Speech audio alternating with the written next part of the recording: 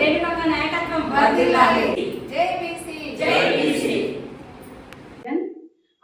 మన సునీతక్క రేణుక ద్వారా నేను ఇక్కడికి వచ్చాను. బీసీ సంఘంలో జాయిన్ అయ్యాము. పేదవాళ్ళు ఉన్నారు, నిరుపేదలు ఉన్నారు, కొంతమంది బాధలు చెప్పుకోని ఉన్నారు. వాళ్ళందరికీ మేము సహాయపడాలని ముందుకు వచ్చాము. ఆ విధంగా మేము సహాయపడతాము. మా బాధలు ఏంటో ఎదుటి వాళ్ళకి కూడా చెప్తాము. కాబట్టి వాళ్ళు కూడా నేర్చుకొని ధైర్యంగా ముందుకు పోవాలని మేము అనుకుంటున్నాము.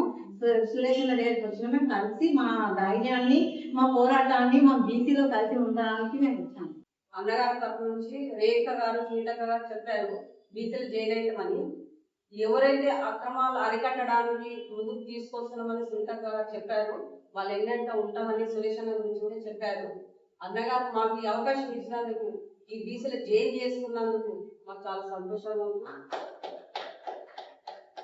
కోసము చాలా అవగాహన స్కూళ్ళల్లో మాత్రం ఏంటంటే చాలా ఫీజుల వల్ల చాలా పేదలు చాలా బాధపడుతున్నారు.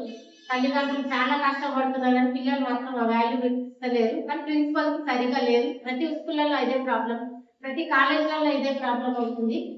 అది అన్న ద్వారా మేము క్లియర్ చేసుకోవాలని ఇవాళ అన్న దగ్గర జాయిన్ అయినాము. మేము మా సురేష్ అన్న మాకు తోడు ఉండాలి, ప్రతిదీ మా వెనుక అన్న ఉన్నాడు అని చెప్పుకునేంత ధైర్యం మాకు అన్న మాకు ఇచ్చిండు. కాబట్టి మేము ముందడుగు వేసి నడవగలుగుతాము, చేయగలుగుతాం కొన్ని పనులు కూడా అన్న ద్వారా.